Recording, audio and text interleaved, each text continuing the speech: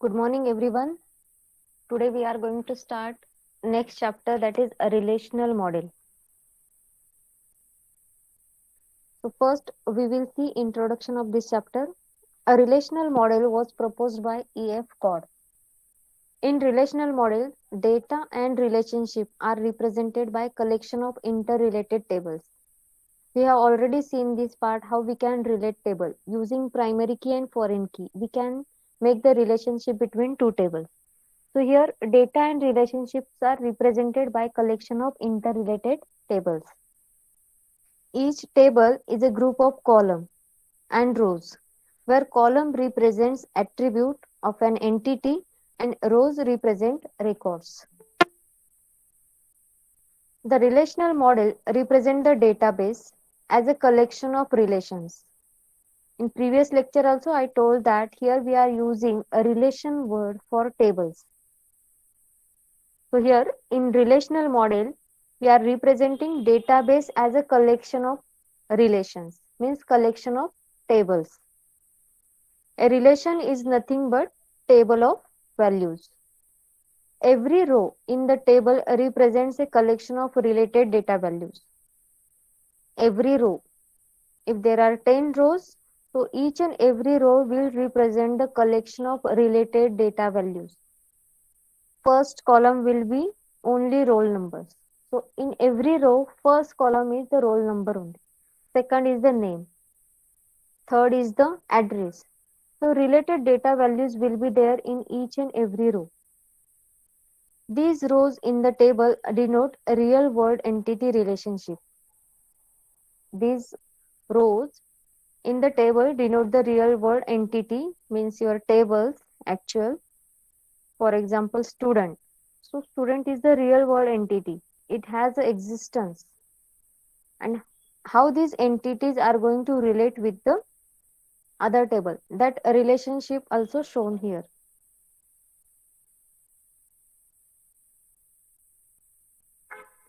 Again we are going to check all these terms which you have already learned about this. First is a relation, then tuple, then attribute, then cardinality, degree of relationship set, and domain. So from these three terms are already done: relation, tuple, and attribute. Means table, tuple means row, and attribute means your columns. First is a relation. A relation is defined as a set of tuples. Every table will contain rows, set of rows that have the same attributes. A relation is defined as a set of tuples that have the same attributes. How many attributes are there in first row? Same number of attributes are there in the last row also. So every row will contain same number of attributes. A relation is usually described as a table which is organized into rows and columns. This is the example of relation. Here you can check, this is your first row. In the first row, 4 attributes are there. Same in the second row, third row, fourth row. So each and every tuple or row will contain same number of attributes, same type of values. Here only number will contain. Here name, address and age. So it is a collection of rows and columns. Next is tuple. It is nothing but single row of a table. Single row of a table is called as a tuple. Tuple usually represent an object and information about that object. Here we are going to represent object. For example, table is a student. Table name is student.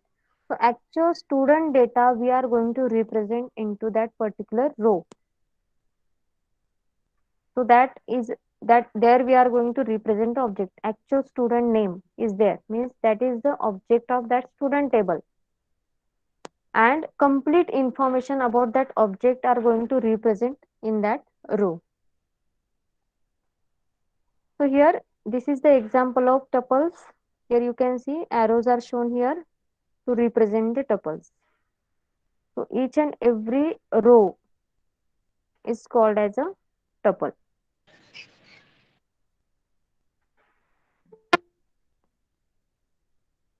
The next is attribute.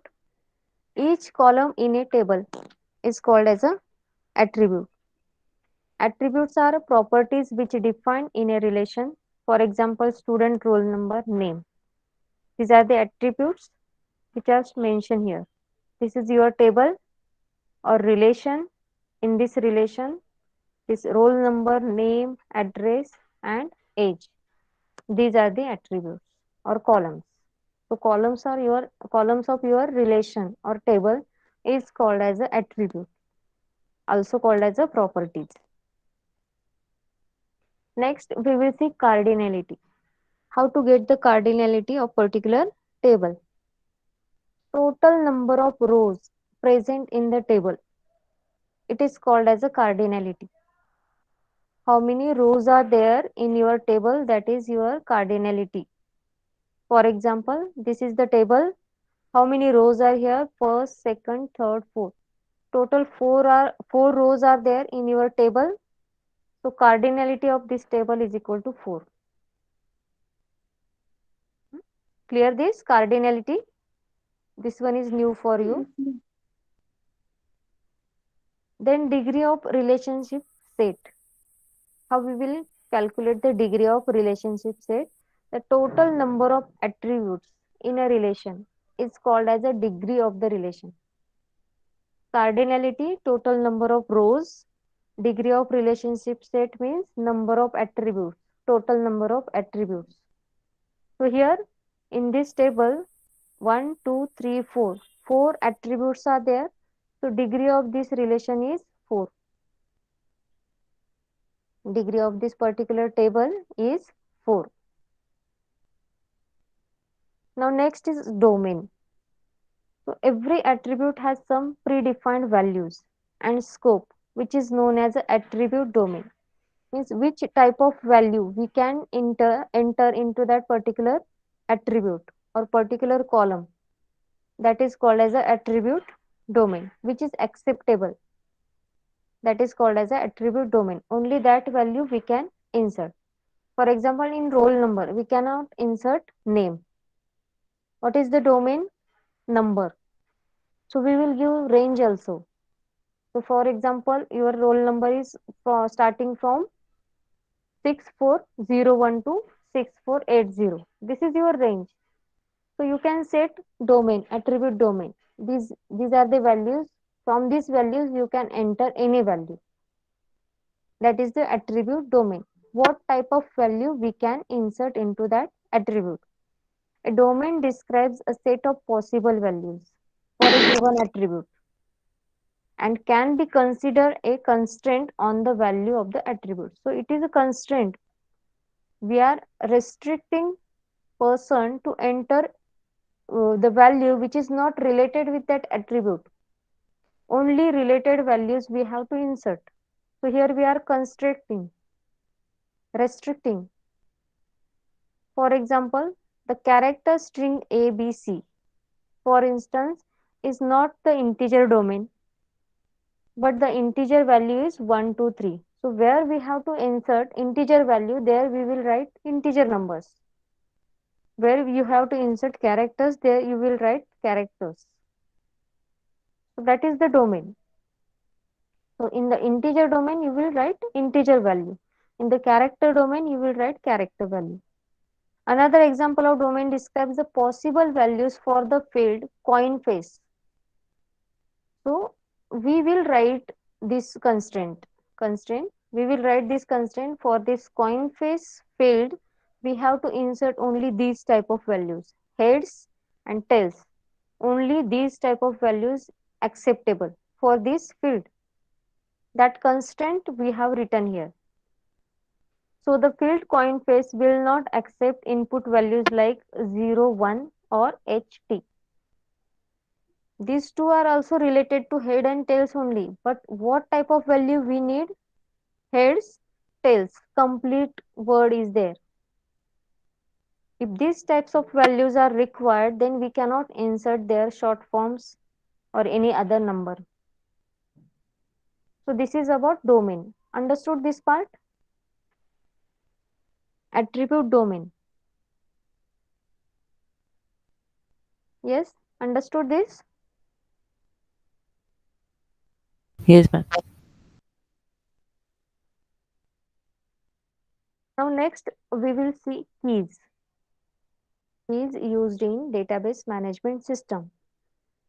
So a DBMS key is an attribute or a set of attributes. We are going to use these keys on attribute or on set of attribute, which helps you to identify a row in a relation. If you want to identify a particular row uniquely, then we can decide the key over there on that attribute. So using that attribute, we are going to identify a particular row from the table. They allow you to find the relation between two tables. So using these keys only, we are able to identify the relationship between two tables, how these two tables are related with each other. Keys help to uniquely identify a row in a table by a combination of one or more column in that table. So we are going to identify a particular row uniquely. Yes. So this is about keys. Then we are going to learn about all these keys. What is super key? What is candidate key? What is primary key? And what is foreign key? We are going to learn theory about this. In the next chapter, we are going to implement primary key and foreign key. So here we will see first what is super key, candidate key, primary key, and foreign key. So first key is super key. Super key is an attribute or set of attributes that is used to uniquely identify all attributes in a relation. So how many attributes are there in the relation? All that attributes can be identified using single attribute or group of attributes. All other attributes can be identified uniquely using this particular attribute or set of attributes. That is called as a super key. Using this key, we can identify remaining attributes of that particular entity. It means these remaining attributes are dependent on this particular attribute or set of attributes. So all super keys can't be candidate key. We will see what is candidate key in the next slide. All the super keys can't be candidate key, but its reverse is true. Means candidate keys can be a super key, but all super keys can't be candidate key. In a relation, number of super keys are more than number of candidate keys because candidate keys can be super key. Super key cannot be candidate key. So here number of super keys are more than number of candidate keys. Here you can see the example. This is your relation. For example, relation R, and these are the attributes of relation A, B, C, D, E, F. So total number of attributes are these. And we shall check for being super key by following given dependencies. Here we can show the representation. Using that you will come to know that which key is the super key, which is not super key, which attribute can be a super key and which is not. For example, here I have shown one example, that is AB arrow CDEF. It means the CDEF, all these attributes are depend on these two attributes A and B. If such case is there, then we can say this is a super key. This A and B, this combination of two attributes are there. Using this attribute, we can show other attributes C, D, E, F. If such a condition is there, then we can call these two attributes as key, super key attributes. Same example given. If C and D, these are the two attributes. Using these two attributes, if we are going to identify other attributes, or we can show the dependency of A, B, E, F on C, D, then these are this is the super key. If we are showing dependency only for these two attributes.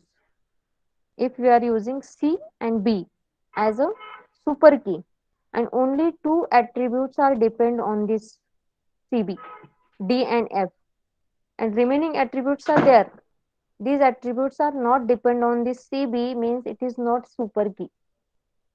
Super key means each and every remaining attribute has to be depend on this, or we can identify all other attribute by using this key. So we can say for that particular attribute as a super key attribute. One more example is given, D and BC. So only two attributes are there which are depend on this D, or using D we can identify only these two attributes properly. So it is not a super key, remaining attributes are also there. So by using key AB, same is written here, by using key AB here, we can identify rest of the attributes, that is C, D, E, F of the table. That's why it is called as a super key. Similarly for CD. Understood this super key? Yes, ma'am. One more example given how we can create super keys. Only this single number, EMP SSN. 1 minute.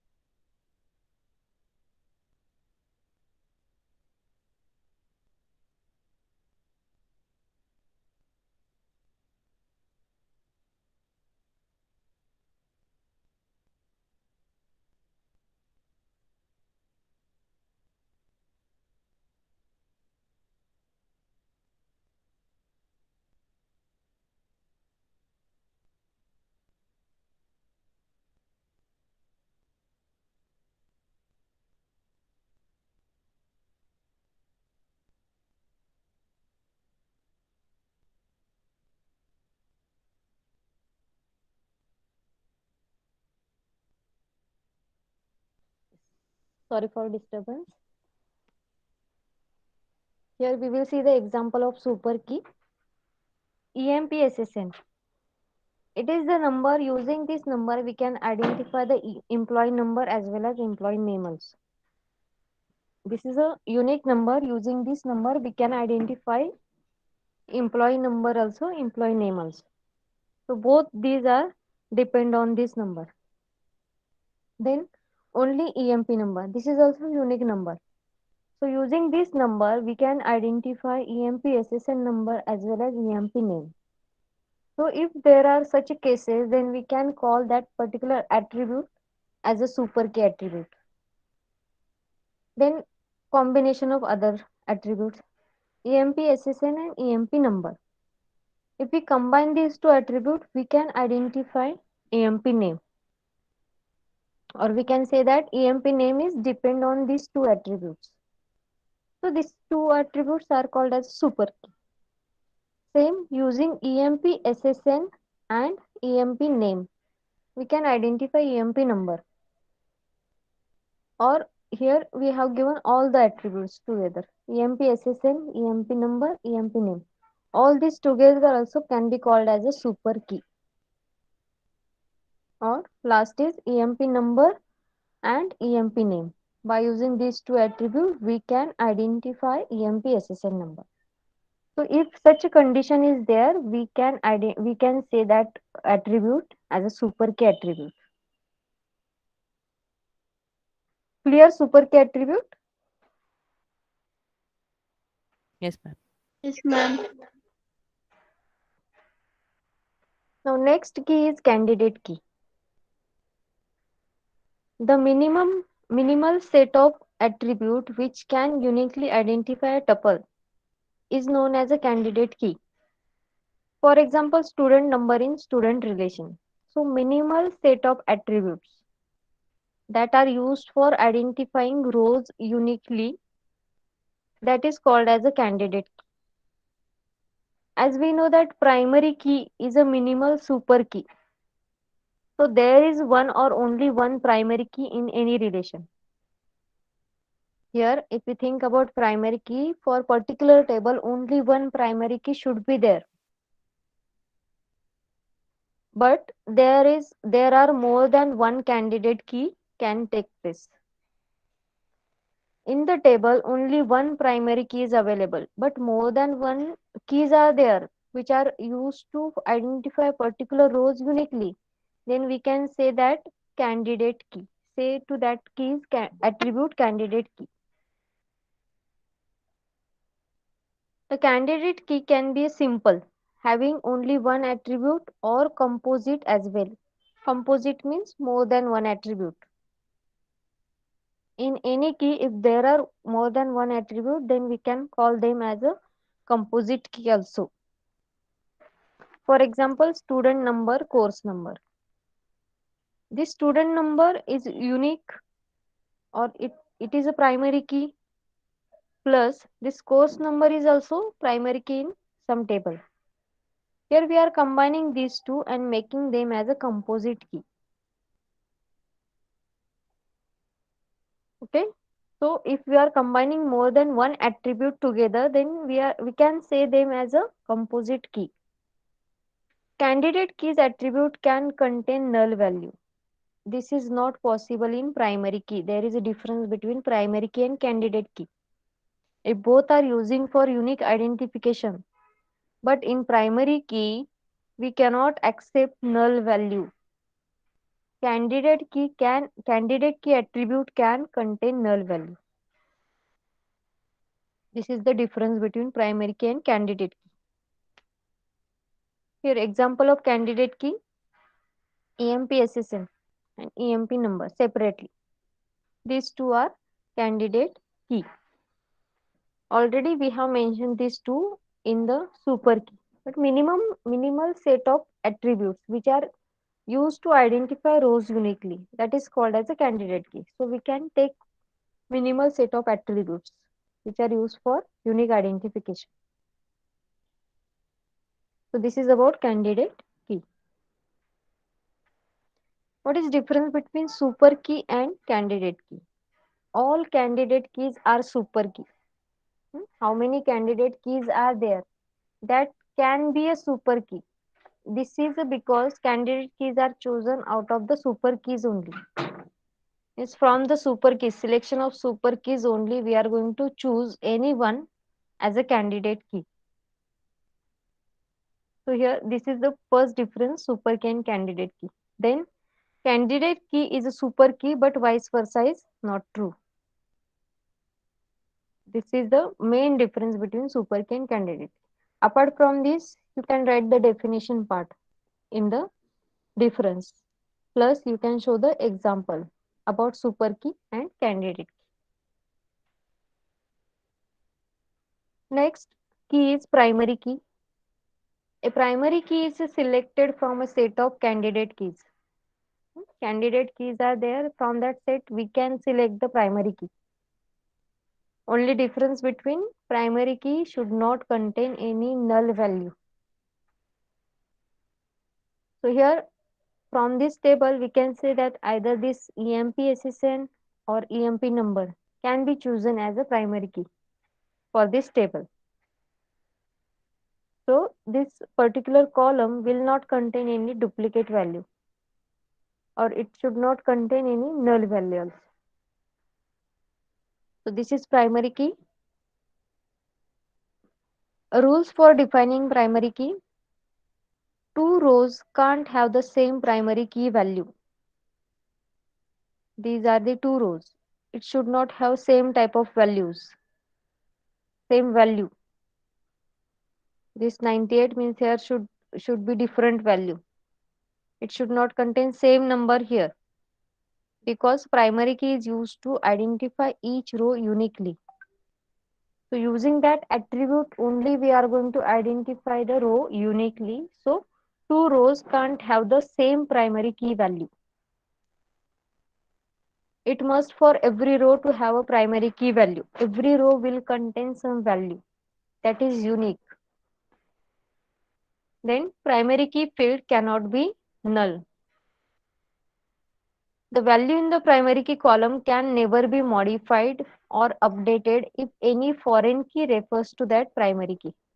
If any other table is related with your main table, means that value is already gone into the second table. After that, you cannot modify the value of primary key because that value is already gone into the second table and these two tables are related because of that value. So you cannot modify that primary key value from the main table if the particular value is present in the second table. So these are the some rules for defining primary key. And next key is foreign key. What is foreign key? One table primary key, if we are if you are showing that attribute in the second table as a, there we have to consider that attribute as a foreign key. We can show the relationship between two table using primary key and foreign key. So foreign key is a column which is added to create a relationship with another table. If you want to relate two tables, if you want to show the relationship between two tables, then we can add first table primary key column into second table, which shows the relationship between two tables. For example,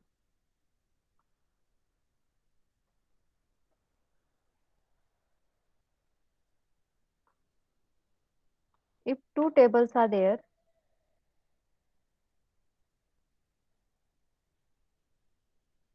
this is your first table,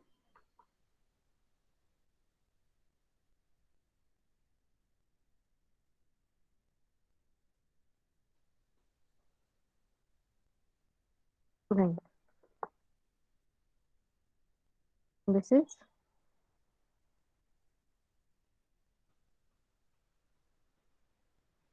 marks.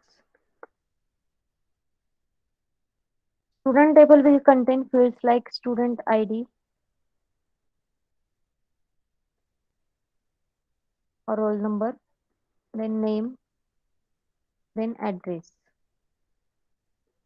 So here in this table, the student ID is the primary key.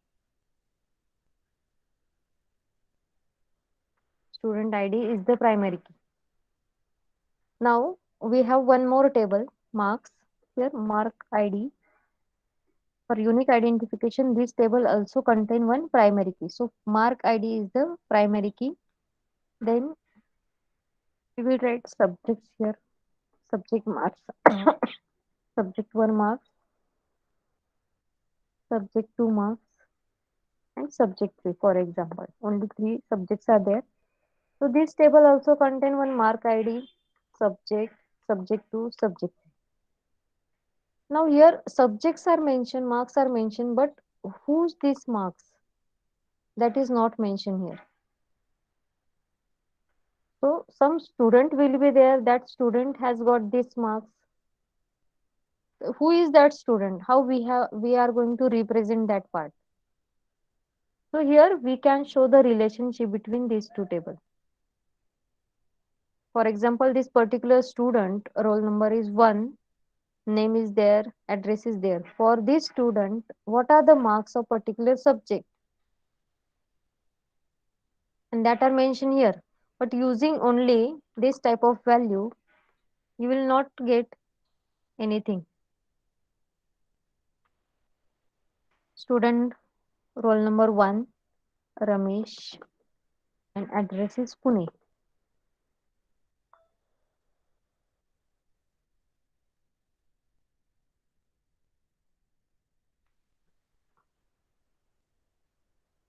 Then mark ID is also 1. Then subject 1 marks are 50. Then 51, then 70. These are the marks. But are you getting any idea what is this? Whose these marks are? Here only information is written about the student. These are the basic information about the student, which you will show in the each row. How many students are there? That information you will get here. For example, second.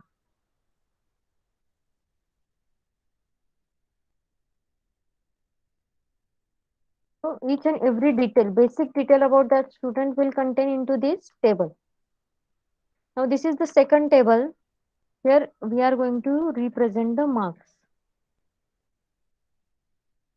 As per my knowledge, I am saying that yes, this is marks of this Ramesh, this 17 marks of this Amar. But logically, we can say that physically I have to represent that here in this table. So for showing the relationship between these two tables, I have to mark primary key of 1. This I want to get the marks of particular student. So primary key of this table, I have to show into the marks table.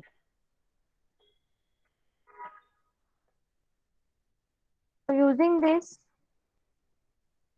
one more column is going to add here, insert, right, which will show the ID of this particular student whose these marks are. For example, I will write here 1 and here 2. From this number, I will get the marks of this Ramesh. Both are related. So one roll number means who is this one roll number? Yes, here. Who is who is that student? Ramesh. His marks are for subject 150, 51, 70. So primary key of one table, if we are using that attribute in the second table here, so it becomes foreign key of this table. This is a primary key of mark table. Using this mark ID, we are going to identify this table uniquely or this values of this table uniquely. But this student ID, which is already available in one table as a primary key, and that we are going to refer into this table for reference, that is called as a foreign key. Understood this? Yes, ma'am. Yes. Now I have already entered value into this second table, marks table. I have entered value of this Ramesh here. These are the subject uh, result of this mentioned here. Can I change this number here? Can I change? If I change it here, am I able to get the result of this Ramesh now? Is it No, available ma'am. in the second table? No. So that's why written there, you cannot change the primary key value if that value is already mentioned in the second table. That one was already mentioned in the second table, and if you are going to change this value, afterward you are not able to get the record of this Ramesh from this marks table because this value is 1 here. If you want to make changes here, then everywhere, wherever you are using this value of this Ramesh, previously it was 1, everywhere you have to make that changes. As per the rule, you are not allowed. You are not allowed as per the rule of primary key. You are not allowed to change this value. So this is about primary key as well as foreign key.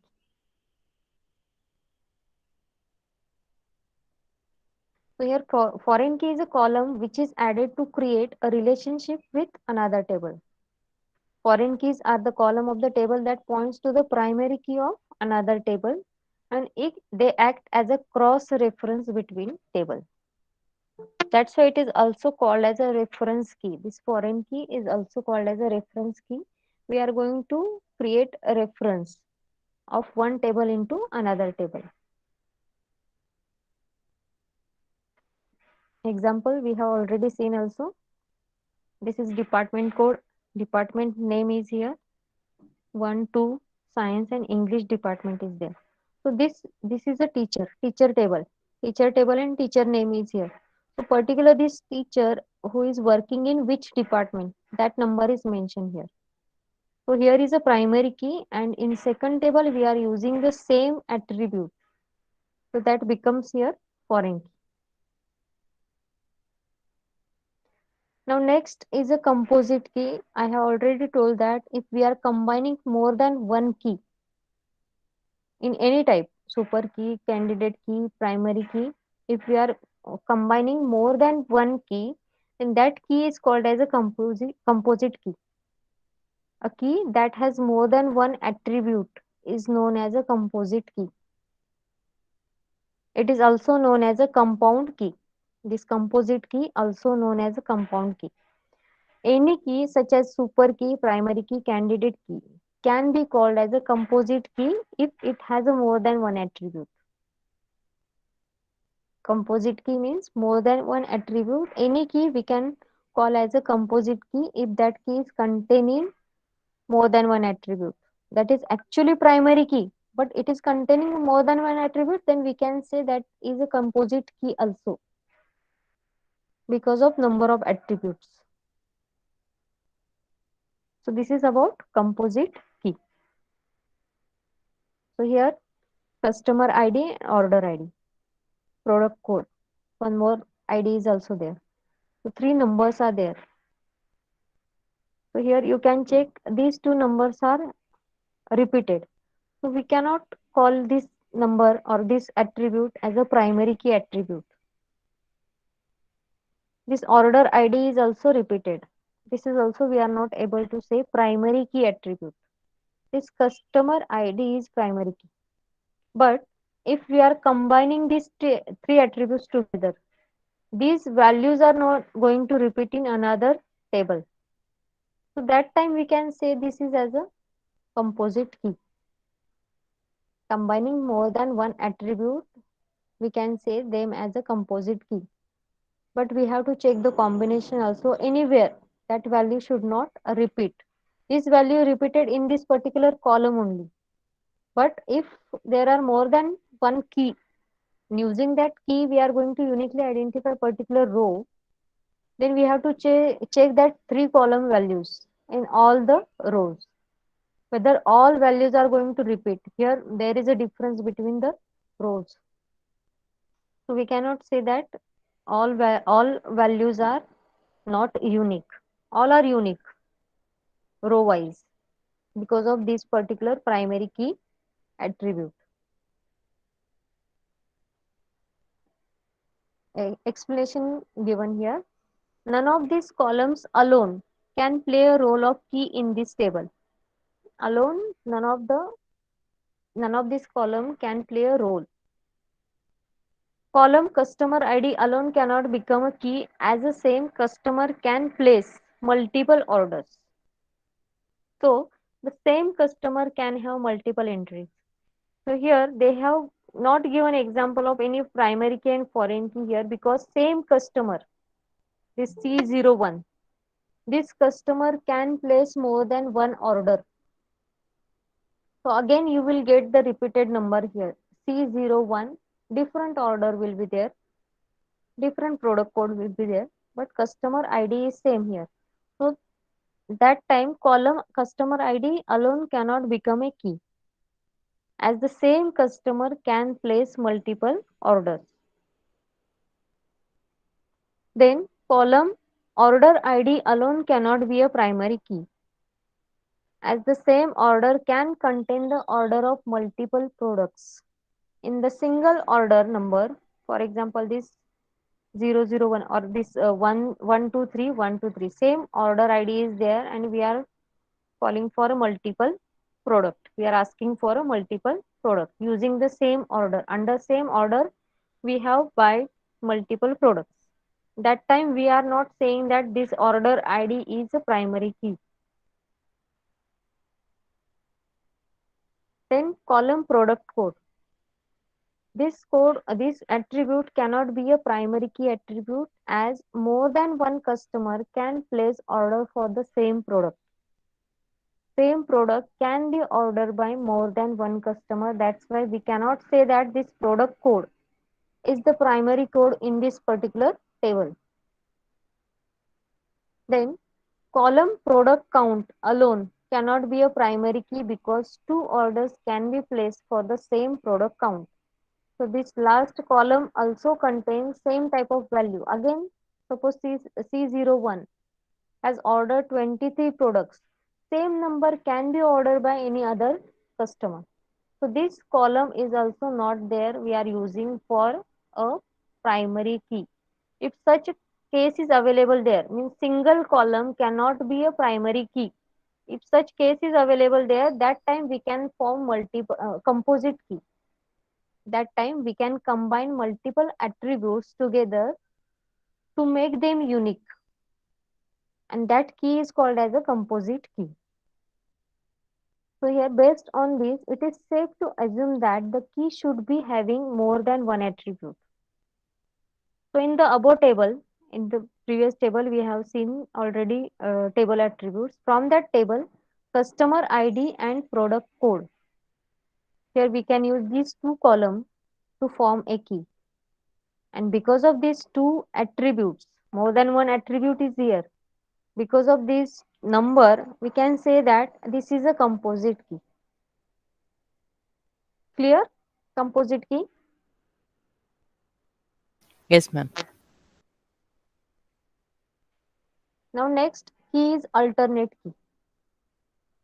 As we have seen in the super key, candidate key, more than one keys are there. So their table can have multiple candidate keys. More than one keys are there. Among these candidate key, only one key gets selected as a primary key. Among these candidate keys, only one key we can select as a primary key. If there are more keys remaining in that table, then that key we can call as a alternate key. For example, this employee ID. We are going to identify each and every employee uniquely by using this. Same way, there is one more employee number attribute is there. That is also used for unique identification. But as per the rule of primary key, only one attribute can be a primary key. Only one attribute can be a primary key. If two are possible, then that will come under candidate keys. Table can have multiple candidate keys. These two are coming under candidate keys. So here, if we consider employee as a primary key, employee ID as a primary key, then one more unique attribute is there available in the table. That attribute we can call as a alternative or secondary key. Alternative for this employee ID, employee number, means using this number also we can get the record of particular employee. So one primary key is there and other keys are alternate key. Clear? Yes. Okay. Example, there are two candidate keys in the table, employee ID and employee number. DBA, that is database administrator, can choose any of the above key as a primary key. One key he will choose as a primary key. Suppose they have that database administrator has choose employee ID as a primary key, then employee number will become secondary key or alternate key. That is written here in this slide. One is primary key, then other is secondary key, obviously. So this is about keys. Check once, is there any problem? These are the various keys available in DBMS: super key, candidate key, primary key, foreign key, as well as with these keys we have seen composite key and secondary key or alternate key. Is there any doubt in this keys? No, ma'am. No, ma'am.